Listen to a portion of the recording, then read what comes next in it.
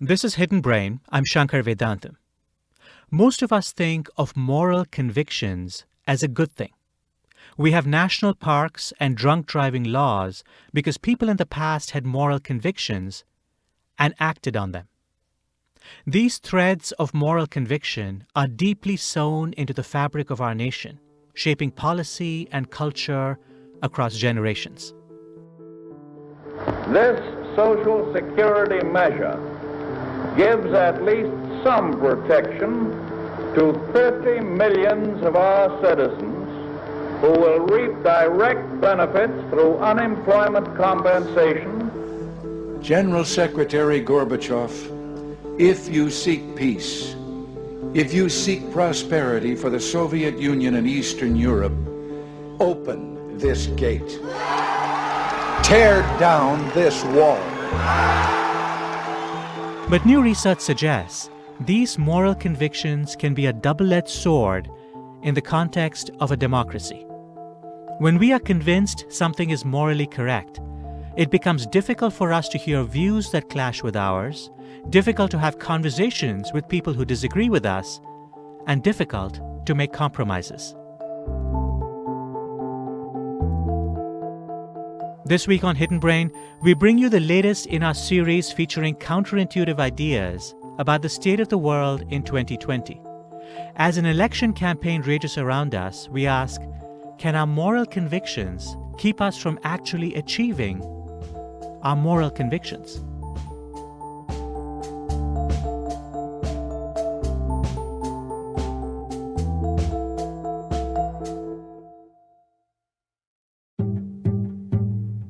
Support for Hidden Brain comes from Allstate Identity Protection. Allstate Identity Protection offers comprehensive protection with proactive alerts and up to $1 million in expense coverage. To discover a powerful new approach to protecting your data, privacy, and identity, go to allstateidentity.com and get a free 30-day trial. Credit card required upon enrollment. Terms and conditions apply. Support for this podcast comes from TD Ameritrade. There's no ROI on TMI. That's why TD Ameritrade created a learning experience that will actually learn with you. Curated from their vast library of exclusive content, it customizes to fit your investing goals, interests, and needs. So you get exactly the information you need and none of the information you don't. Get started at tdameritrade.com/education. Once again, that's tdameritrade.com/education. There are many things about this year's U.S. presidential election that feel unprecedented. But this pandemic year campaign is also part of a long through line of hotly contested political struggles. There have been many times in recent decades where people have felt that the stakes of a political or policy battle were high, and that the outcome could affect our nation's trajectory in profound ways. Researchers have tried to understand how American voters come to their views on contentious issues. They find that many Americans seem to see political questions not just in terms of policy, but as a test of their moral principles. In other words, we're not just talking about the environment or immigration or guns. We're debating right from wrong. Psychologist Linda Skitka has studied the effects of moral conviction in politics and its effects on democracy. Linda Skitka, welcome to Hidden Brain. Thank you. I'm happy to be here. What are some issues today, Linda, where you think people have more than just strong views, where they actually have very strong moral convictions? People can have moral convictions about almost anything, but some issues on average are higher in moral conviction than others. Things like same-sex marriage, immigration. Say it loud! Say it clear! Immigrants are welcome here! Say it loud! Say it clear! It's not really a debatable thing. Children deserve a mom and a dad. It's only right. That's just the way it is. You can't change nature. I firmly believe in equal rights for all people. It's as simple as that. Gun control, police violence, a whole host of issues. I don't want the government taking my right, my liberty, my God-given right to protect myself. They say that tougher gun laws do not decrease gun violence. We call BS! They say a good guy with a gun stops a bad guy with a gun. We call BS! Black Lives Matter! Black Lives Matter! Blue Lives Matter! Blue Lives Matter!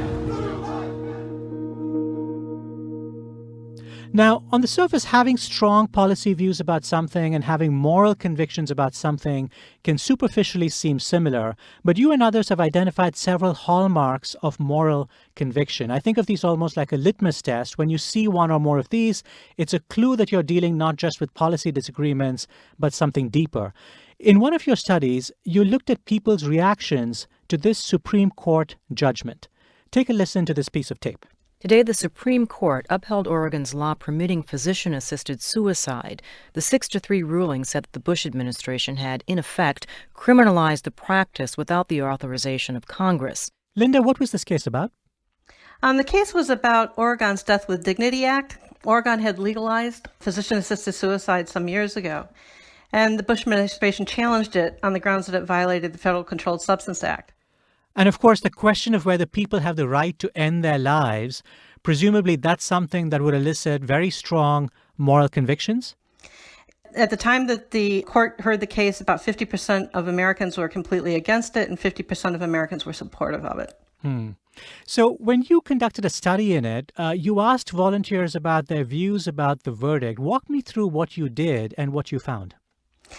We contacted a nationally representative sample of adults in the United States, and after the court calendar was announced, but before the Supreme Court heard arguments in the case, we surveyed these people and asked them to what degree their feelings about physician-assisted suicide were moral convictions, the degree to which they were experienced as religious convictions, as well as their standing perceptions of the Supreme Court, the degree to which they perceived the court as legitimate, trustworthy, and procedurally fair.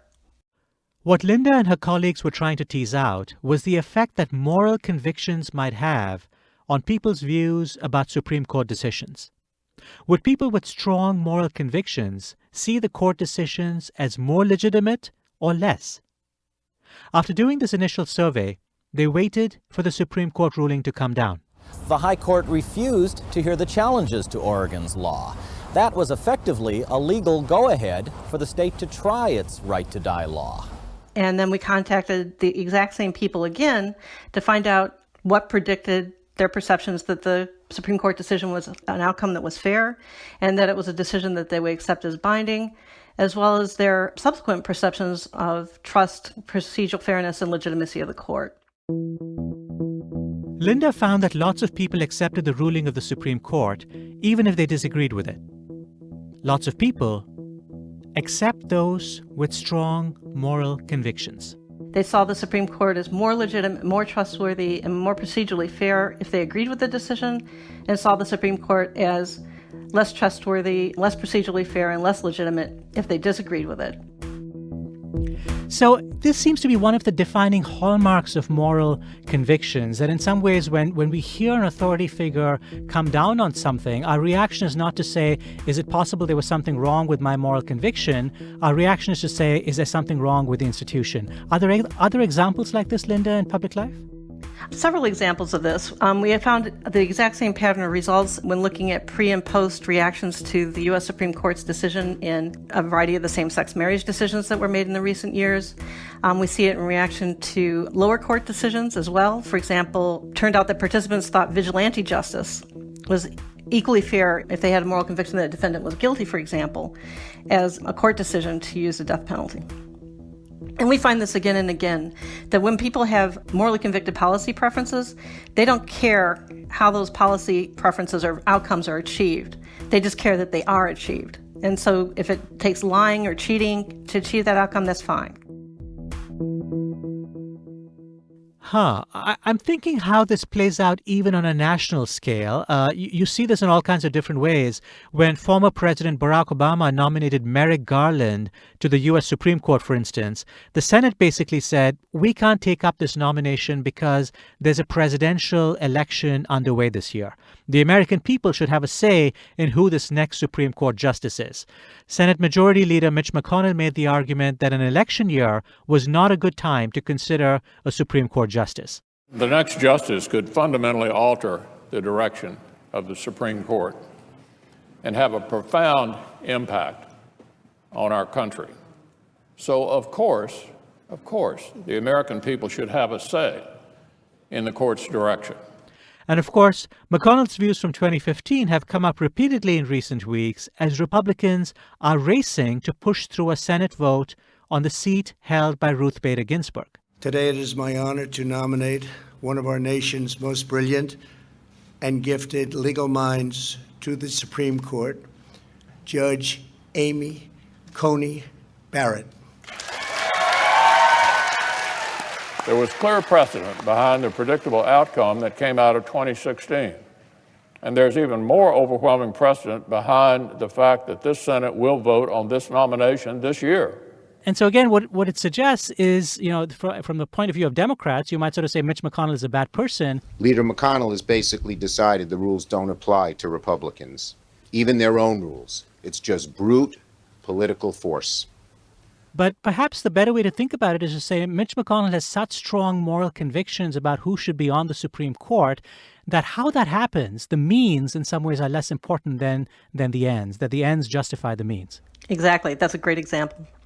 I'm wondering, Linda, when you look at these two examples, the distrust of authority that we sometimes see and the tendency towards vigilante justice, do you think this speaks at all to a phenomenon that other people have commented on, which is that in the last 20 or 30 years, there's been a decline in trust in institutions writ large in the country? There's been a decline in trust in Congress, in the presidency, in courts, in the media, in schools, in academia and universities. Across the board, there's generally been a decline in trust in institutions and authority and expertise. Do you think the two things are related? I think they well could be. That we're a period of intense polarization, where although actually the policy concerns of most Democrats and Republicans overlap, their distaste of each other is extreme, and they don't believe that they have common concerns anymore. And this is a ripe environment for people to start seeing things on their side is right and other sides is objectively wrong. When we are morally convinced about something, we don't usually need evidence to support our conclusions. We know how we feel. We can feel it. This might be one reason an increase in the intensity of our moral convictions might be linked to a decrease in our interest in scientific evidence. It's also linked to a disregard for experts. A scientist might tell you something important about a topic you know nothing about. Why do you need her expertise when it comes to something where you feel like an expert yourself? When people have a really strong moral conviction, the moral convictions have two characteristics. People believe their conviction is objectively correct, and as objectively correct as a fact about the world. So if I'm pro-life on abortion, I see the idea as abortion as being wrong as equally obvious as 2 + 2 = 4. Okay, and so given that I know that 2 + 2 = 4, or that abortion's wrong, I don't need an authority to explain it to me. And in fact, if the authority does try to explain it to me in a different light, I'm going to start to question the authority because can't they see, quote, what the obvious facts are on the ground? But remember, this is a psychological perception. I am perceiving this to be fact-like when it's really a matter of my subjective state of mind and what I'm attaching moral significance to. And I feel like I can see examples of this all the time. Dr. Anthony Fauci, who has been involved in briefing the country on coronavirus, has sometimes been criticized by supporters of President Donald Trump as being an agent of the deep state. And in some ways, I feel like that's the same idea, right? His expertise is being questioned because his expertise is challenging people's moral convictions about what's right and what's wrong. I think that's exactly the case.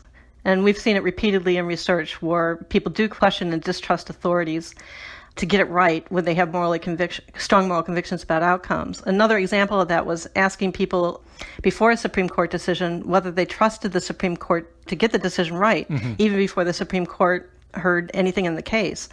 If you had strong moral convictions about the issue, you not only rated that you distrusted the court to get it right, you did it very fast and automatically. You would give that response much more quickly than somebody who didn't have a moral conviction about the case. So it's interesting. We're not looking at authority figures or experts in order to inform us. We're almost evaluating them to say, do they measure up or match our moral convictions? Correct. Again, there's many other cases where we don't have moral convictions and we're going to have to use expertise and aspects of procedural fairness as a proxy. But when we do have moral convictions, that all goes out the window. You mentioned this a moment ago, but I think it's worth dwelling on for a second, where you said that people's moral convictions feel like saying 2 + 2 = 4. Talk about this idea that moral convictions have this intuitive power that makes them feel as if, of course, they must be true. They're self-evidently true. Most of us probably share a moral conviction that murder is wrong. And now imagine that somebody challenges you and says, you know what, murder's not really wrong. You probably look at them and like, are you nuts? It's so obvious. Yeah. Of course murder's wrong. And that's the way people experience their moral convictions about other issues as well.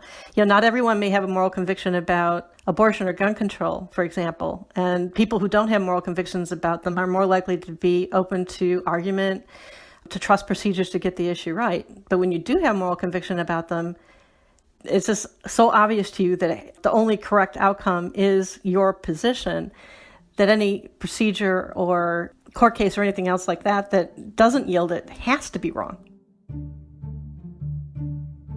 Moral convictions involve subjective states of mind. We all recognize this. We understand this is why you can be morally offended by something that I find unobjectionable, and that I can be offended by something that you think is just fine. But the paradox is that when we are in the grip of moral conviction, we forget that we are experiencing something subjective.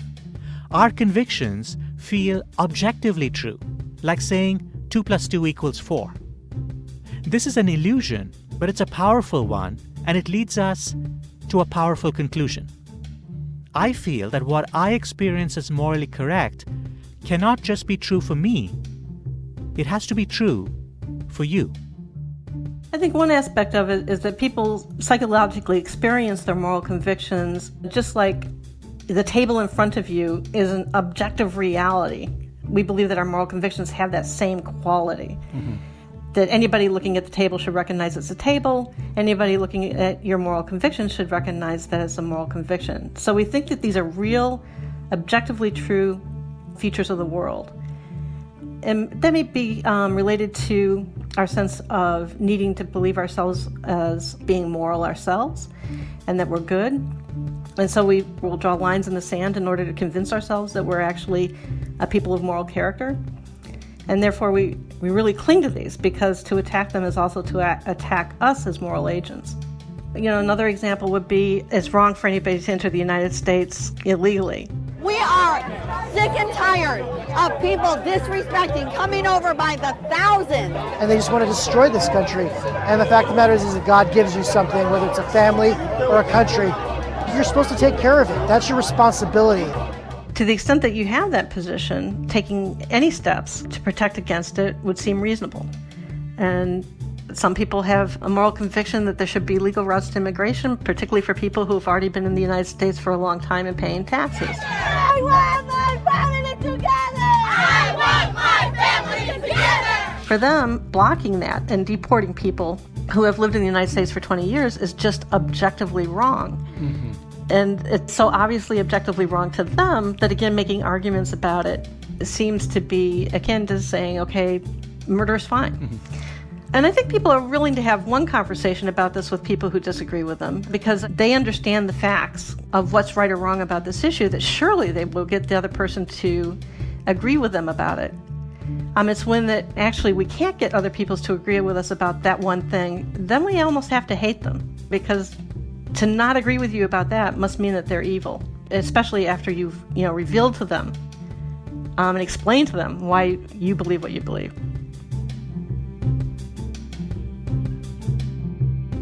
Linda Skitka has an example from her own life about how moral convictions work, the intense emotions that accompany them, the disinterest in evidence, the distrust of authority figures who might challenge them. That's when we come back.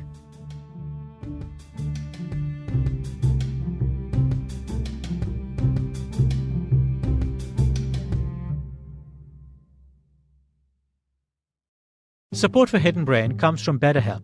If you think you may be depressed or if you're feeling overwhelmed or anxious, BetterHelp Online Counseling offers licensed professional therapists who are trained to listen and to help for anxiety, loss, depression, anger, and more. It's simple. You fill out a questionnaire to help assess your specific needs and then get matched with a counselor in under 48 hours. You can easily schedule secure video or phone sessions, plus exchange unlimited messages to communicate with your therapist at your convenience. Everything you share is confidential. You can request a new therapist at any time at no additional charge. Join the 1 million plus people who have taken charge of their mental health with the help of an experienced BetterHelp counselor. BetterHelp is an affordable option, and our listeners get 10% off your first month with the discount code HIDDEN. Get started today at betterhelp.com/hidden. Talk to a therapist online and get help. Support for Hidden Brain comes from Avalara. Nobody goes into business so they can collect sales tax. People start businesses out of passion or pursuit of opportunity. But sales tax? Not so much. That's where Avalara comes in. Since 2004, Avalara's vision has been to harness the power of cloud technology to help simplify sales tax for businesses of all sizes and to build solutions that affordably scale with businesses as they grow over time. Avalara automatically integrates with more than 700 ERP, e-commerce, mobile payment, and point-of-sale systems, likely the systems you use today. Find out how your business can be sales tax ready at avalara.com/brain. That's avalara.com/brain. Avalara. Tax compliance done right.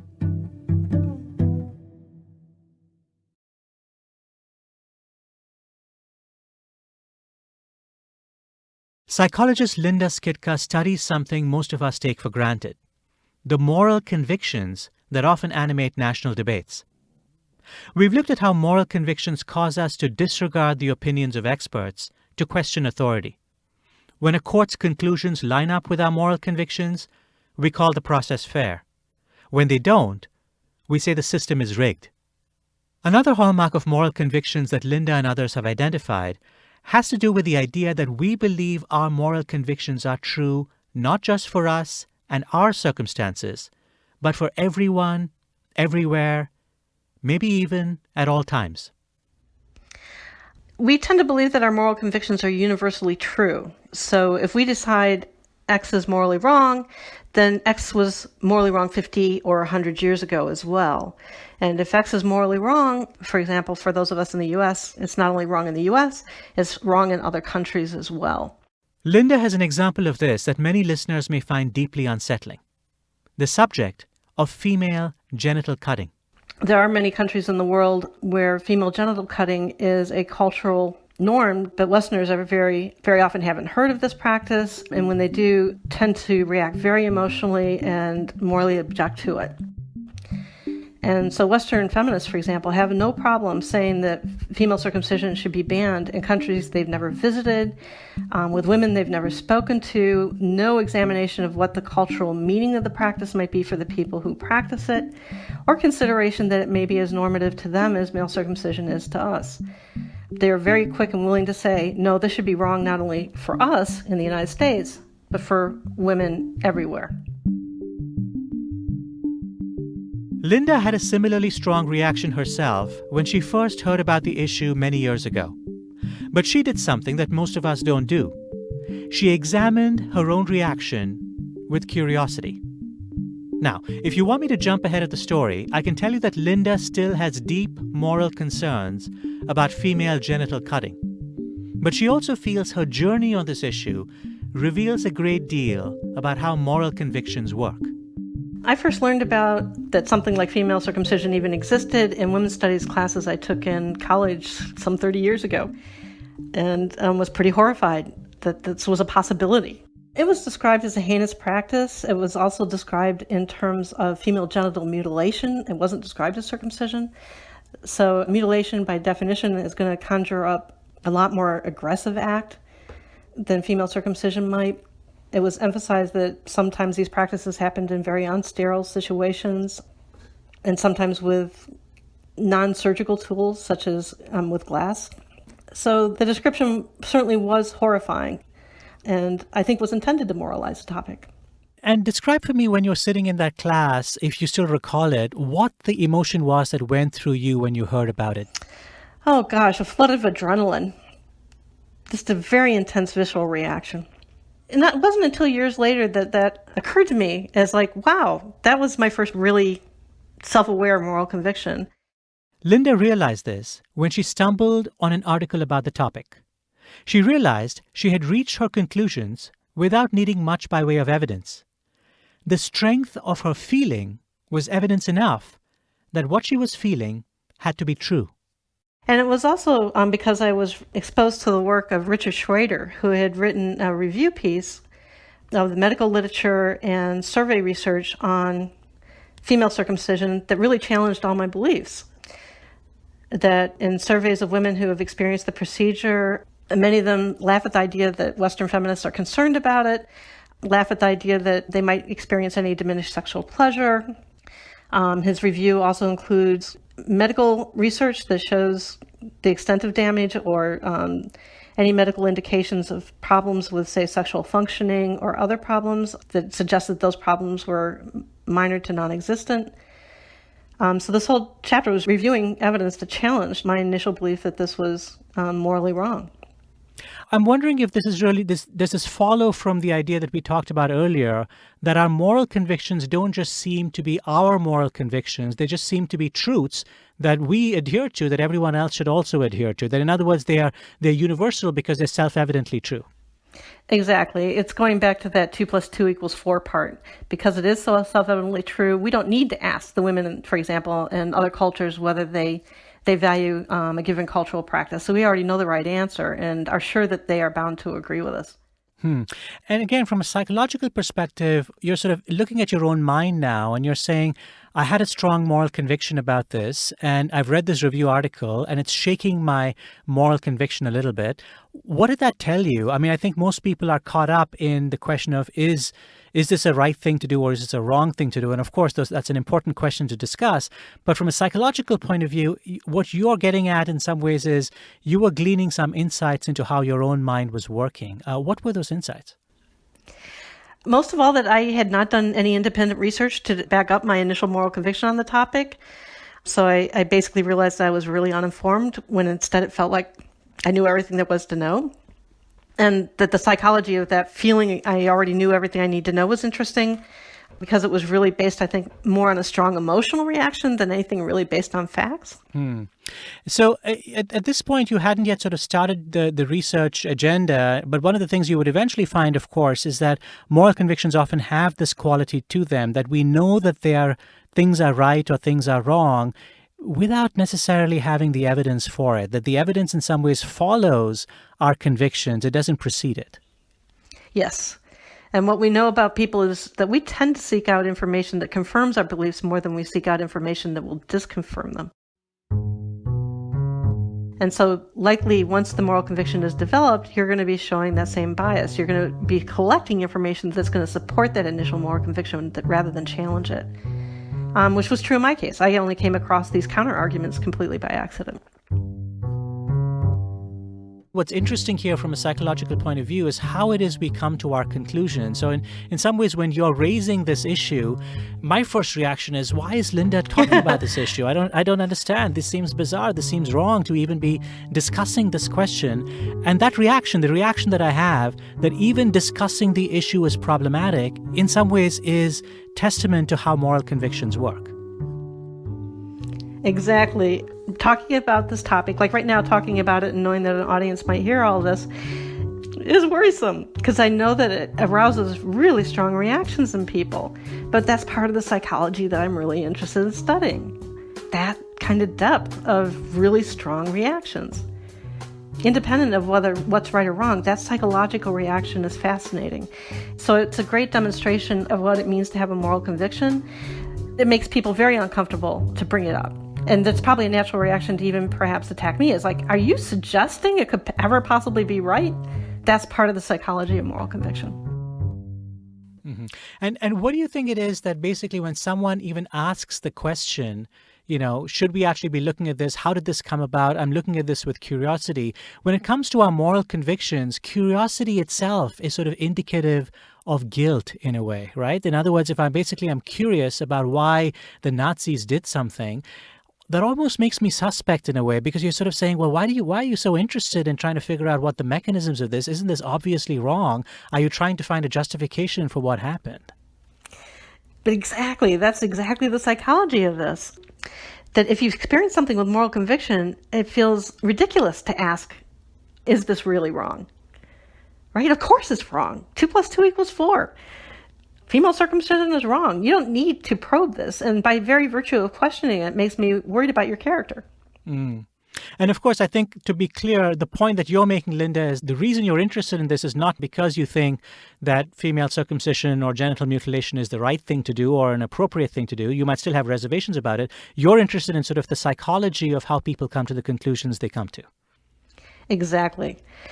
And the most interesting things, I think, to study from a psychological perspective are the things that people really feel intensely about. And people certainly feel intensely about this.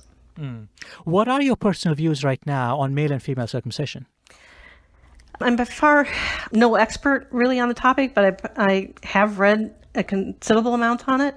And after reflecting on the arguments, pros and cons, I really land on the issue of consent. It's not where I started, by the way, but it is where I've landed. That female and male circumcision are usually done on very young children, often never with their consent. And I think the issue that people are not given an opportunity to consent to intense body modification is ethically wrong. I'm wondering if one of the concerns about this area of research is the fear that in some ways, when you study something scientifically and understand how it's put together psychologically, in some ways it diminishes the intensity with which we feel about issues. It diminishes the strength of our positions, perhaps even diminishes our convictions. If you actually know how the conviction comes together, if you understand the psychological mechanics of it, you understand, well, actually, maybe this doesn't actually make that much sense. Maybe it doesn't actually reflect my deepest values. And I'm wondering if this is one of the concerns that people might have about this body of research in general, which is it runs the risk of basically inviting moral relativism, of basically saying everything is just a matter of your personal view of what is right and what is wrong. Everything is negotiable. Everything is up for grabs. There's nothing that's actually universally true. Yes, that is decidedly a risk. But it's an empirical question to some degree, right? Is morality relative, or is there an objective truth out there? And we don't really know unless we actually pry into the psychology of it.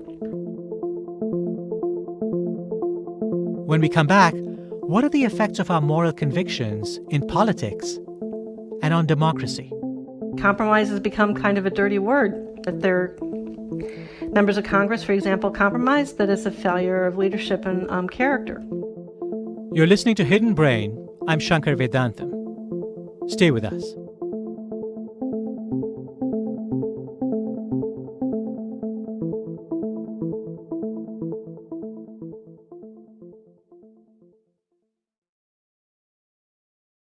The world has changed dramatically, but a global pandemic doesn't stop a toilet from backing up or keep your kitchen appliances from failing. It doesn't prevent the water lines from breaking in and around your home. With so many of us spending all of our time at home, planning for the unexpected is important now more than ever. That's why planning ahead and being prepared for home repairs is so important, and that's what HomeServe is for. Many homeowners across the country are not aware that they are responsible for the costs associated with waterline repairs, and a replacement can cost you thousands of dollars, not to mention be really hard on your budget. With HomeServe, for less than $10 a month, you can be ready for the unexpected with a waterline protection plan. Enroll today at homeserve.com/brain and join the over 4 million HomeServe customers who enjoy HomeServe's trusted home repair service. Plus, for a limited time, save 50% on your first year for a water service line plan. Not available everywhere, subject to limitations. Go to homeserve.com/brain. One thing that these last few months have made crystal clear is that we all need to look out for each other and come together to protect the things we care about, including the planet we share. That's why Allbirds is on a mission to leave the planet in better shape than they found it. Allbirds products aren't just comfy and purposefully designed, but carbon neutral as well, thanks to sustainable practices like offsetting their carbon emissions. Their latest product that's built with the planet in mind is the all-new Wool Piper, Allbirds' twist on the classic lace-up sneaker. The Piper uses Allbirds' premium natural materials to deliver a delightful evolution to a versatile, vintage-inspired look that never goes out of style with the signature coziness you're used to from Allbirds. And the Piper's natural materials support the planet better than the leather and petroleum-based OG design that inspired it. With Allbirds, feel confident knowing you're wearing a product that's doing right by your feet and the planet. Learn more about their sustainable practices and find your pair of wool pipers at allbirds.com today. At the University of Illinois at Chicago, psychologist Linda Skitka studies the nature and consequences of moral convictions.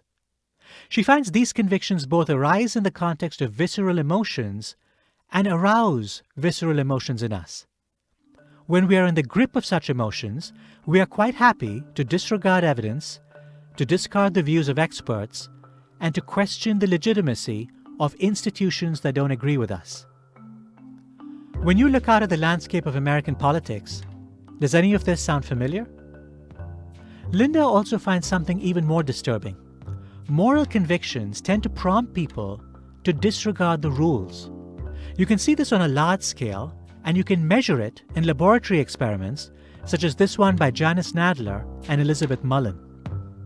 This was a very ingenious study. They brought people into the study and they exposed them to a legal decision that was either consistent or inconsistent with people's moral convictions, and gave them a pencil to complete a questionnaire about their reactions to it. And unknown to the participants, they had some kind of electronic monitoring gizmo on it that allowed them to find out whether the pencil was returned or not.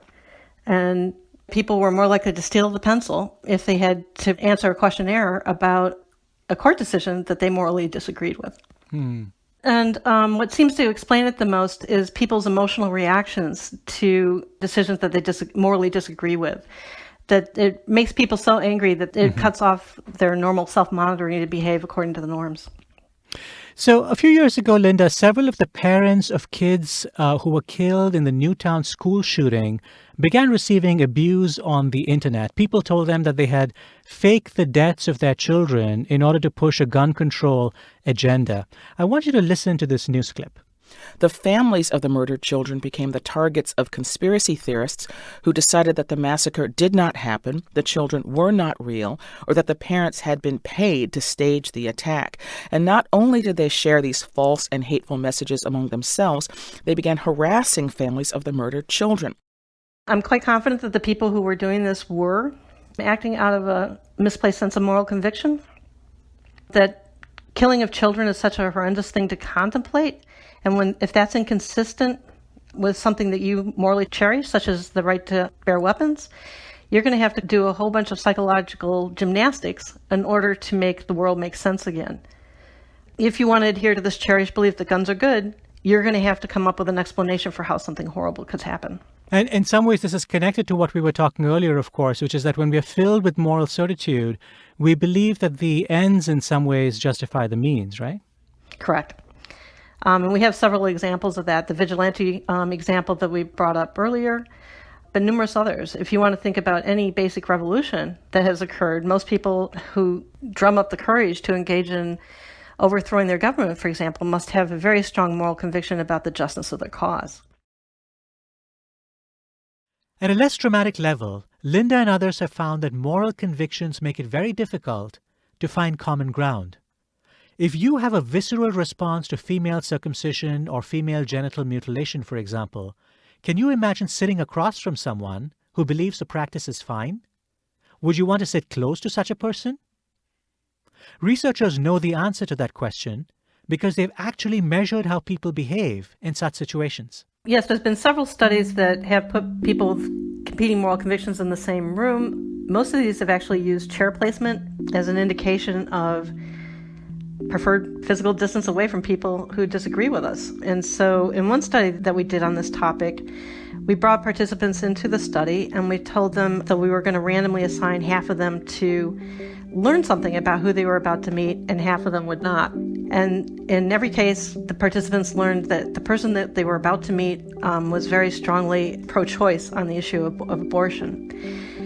We then escorted them into another room where they were supposed to actually meet this person. And what they saw when they walked into that room was a backpack on a chair, and the backpack had a little button on it that was pro-choice, but there was no actual other research participant.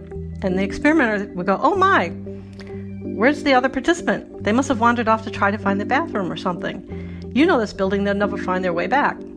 And the building we were in fact, is built on a principle of rotating squares, and it's very complicated, so it was a very plausible cover story. The experimenter would encourage the volunteer to grab a seat from a row of chairs against the wall. Then she stepped out of the room to ostensibly go find the other person. In reality, there was no one else. The point of the experiment was merely to see where volunteers would place their chairs. And what we found is that people placed their chairs closer to people if they happened to share the attitude on abortion, and put the chair further away if they disagreed with them. And the distance away was much bigger than the distance close. In other words, people preferred more distance to those they morally disagreed with than they preferred being closer to people they morally agreed with. One of the things that I find very interesting is the research that shows that this distaste that we experience in physical space also translates into social space in all kinds of ways. That we really want to keep our distance, not just physically, but socially, from people whose moral views conflict with our own. Talk a little bit about the range of different social spaces that people have looked at where we actually want to keep our distance from people with different moral convictions. There's a whole range of social relationships we don't want to have with people who morally disagree with us. We don't want them to teach our children. We don't want them to marry into our family. We don't want them to move into our neighborhoods. We don't want them to be the owner of a store we might frequent. There are very few social roles, if any, that we want people who morally disagree with us to play in our lives.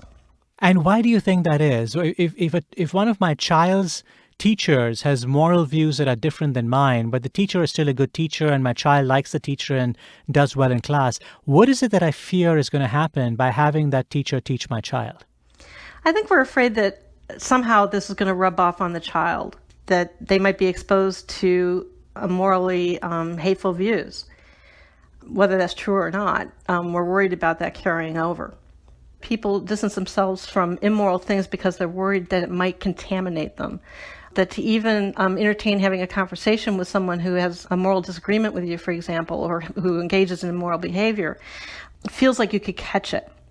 And people are very resistant to getting contaminated with things that they consider to be immoral. I want to pick up on this idea of contamination because it actually leads me to something else I was thinking about as I was reading your work. One of the things that happens in public debates that have to do with moral convictions is, in fact, this idea of contamination. So let's say, for example, I disagree with you about something, and I disagree with you so strongly that I feel like you're an immoral person for believing what you believe because I believe so strongly in what I believe. Now, let's say that someone else, person C, endorses your work in some way or is affiliated with your work in some way or is associated with you in some way.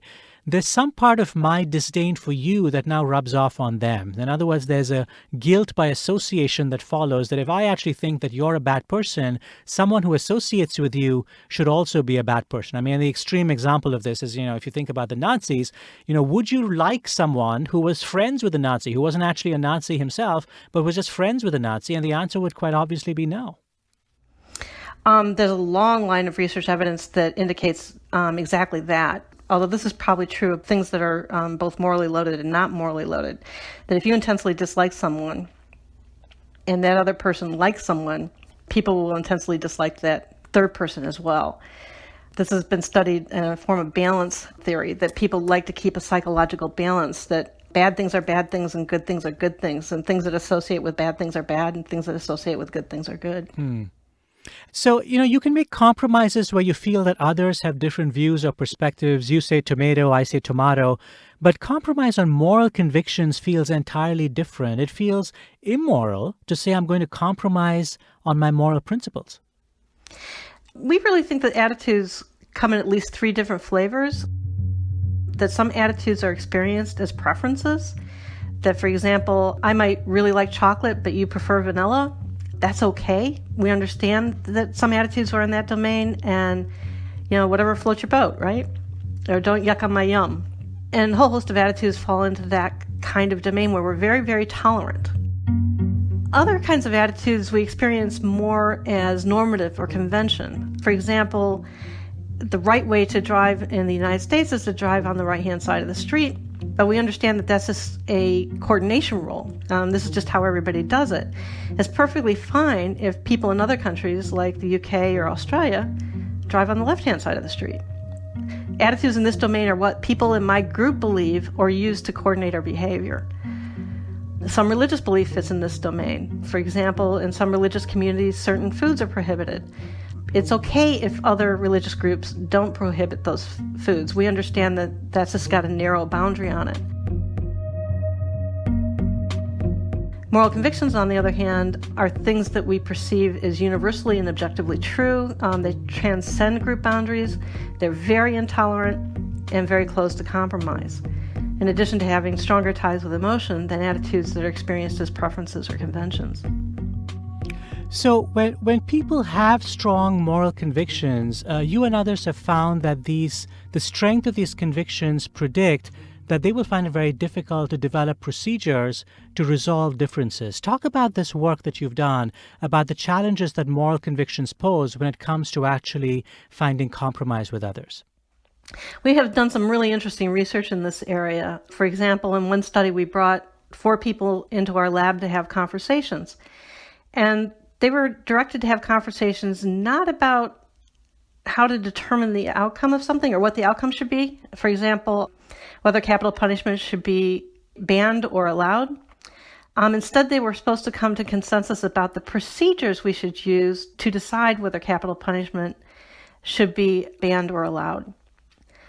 And the groups that came in were either attitudinally the same, everybody had the same position on it, or they were attitudinally heterogeneous, where 2 people had one opinion, 2 people had another opinion. And some of our groups were pre-selected to have strong moral convictions about the issue as well. So again, here's a setup.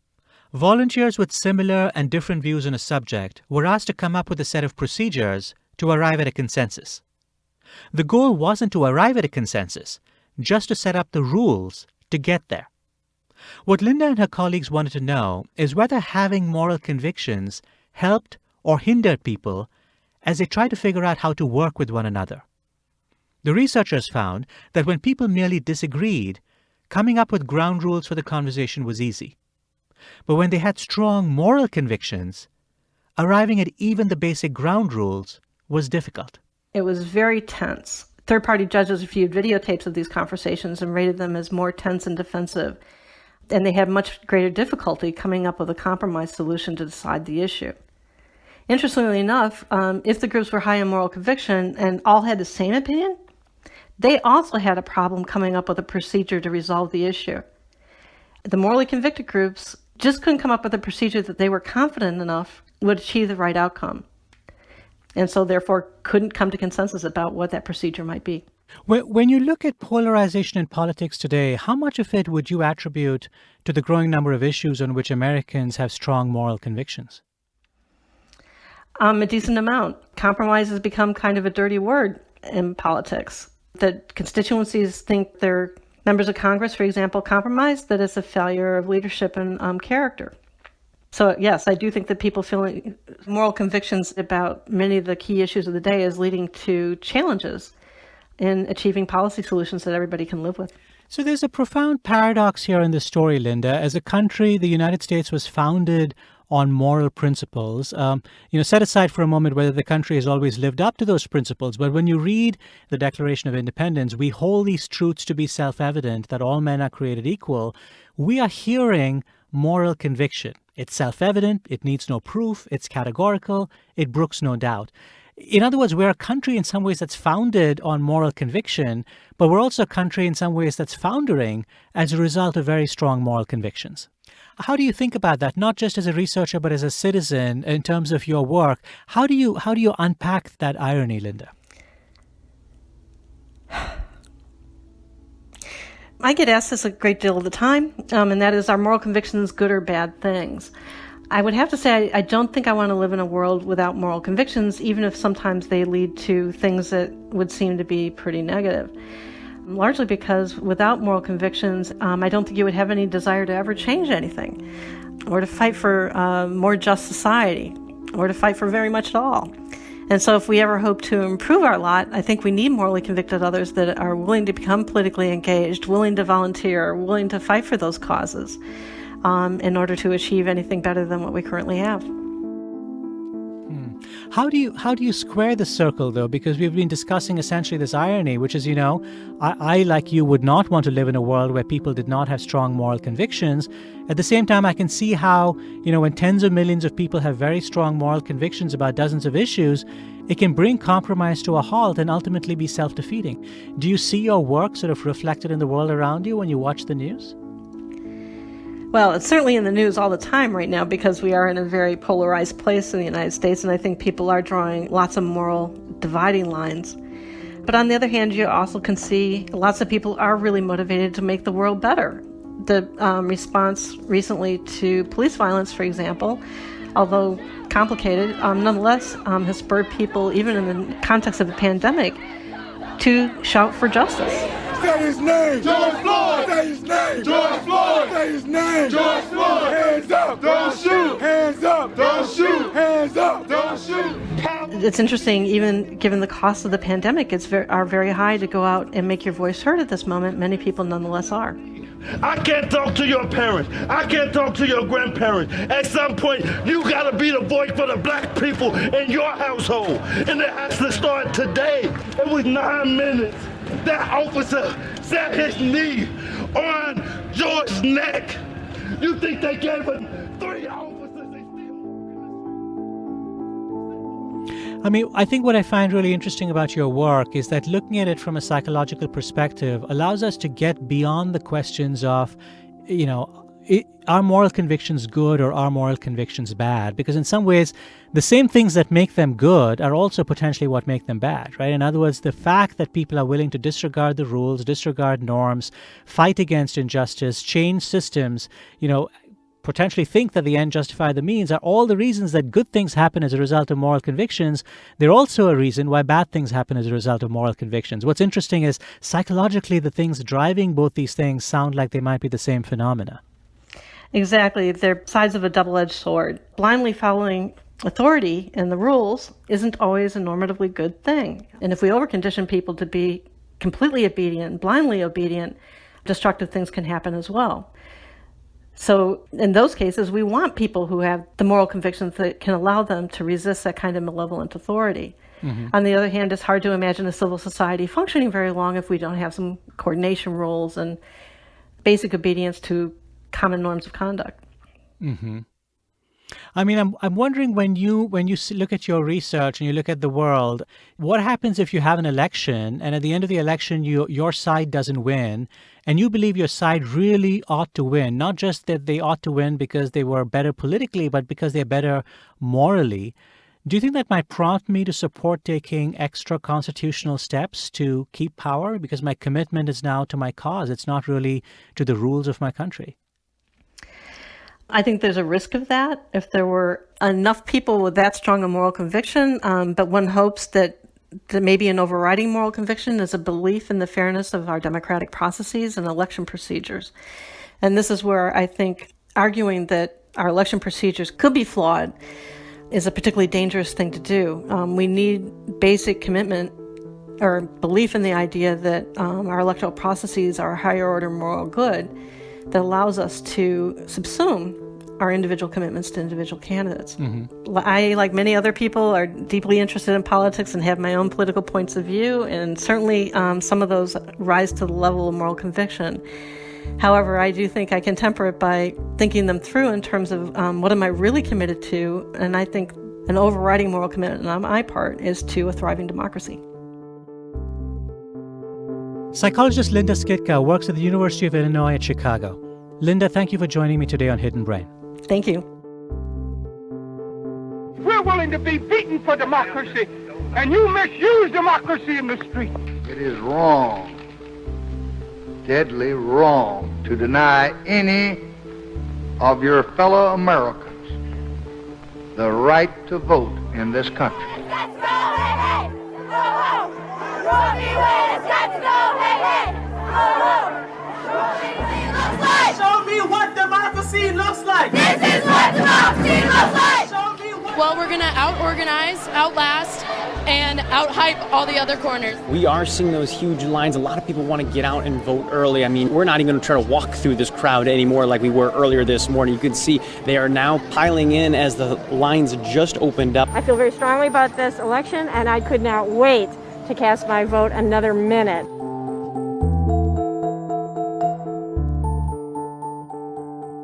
Hidden Brain is produced by Hidden Brain Media. Midroll Media is our exclusive advertising sales partner. Our audio production team includes Bridget McCarthy, Laura Correll, Autumn Barnes, and Andrew Chadwick. Tara Boyle is our executive producer. I'm Hidden Brain's executive editor. Special thanks this week to our former producers Thomas Liu and Kat Schuknecht. Our unsung hero today is Kerry Darconte. She's a senior manager of partnerships at Stitcher, our new distribution partner. Kerry has skillfully guided us through the transition, coming up with solutions to every challenge imaginable. She's always helpful, always kind. If this whole podcasting thing doesn't work out, Kerry, you might consider a future career as a psychotherapist or president. For more Hidden Brain, you can follow us on Facebook and Twitter. Find more information about us at hiddenbrain.org. If you like this episode and like our show, please remember to tell one friend about it. Next week on the show, we conclude our series on counterintuitive ways of seeing the world in 2020. We look at the political divide in America, and here's a hint. It's not the one we're always talking about. What people were concerned about is essentially politics coming up in their day-to-day lives. They actually were not as concerned about the opposing partisanship component of it. Thanks for listening. I'm Shankar Vedantam. See you next week. Right now, affording your medicines shouldn't be stressful. Introducing the Medicine Assistance Tool, or MAT. Brought to you by America's biopharmaceutical companies, MAT gives you information about cost-sharing help, patient assistance programs, and medicine costs. In 3 quick steps, learn how MAT may help you or someone you know access prescription medicines during these uncertain times. Visit MAT.org for more information. Brought to you by America's biopharmaceutical companies. That's MAT.org.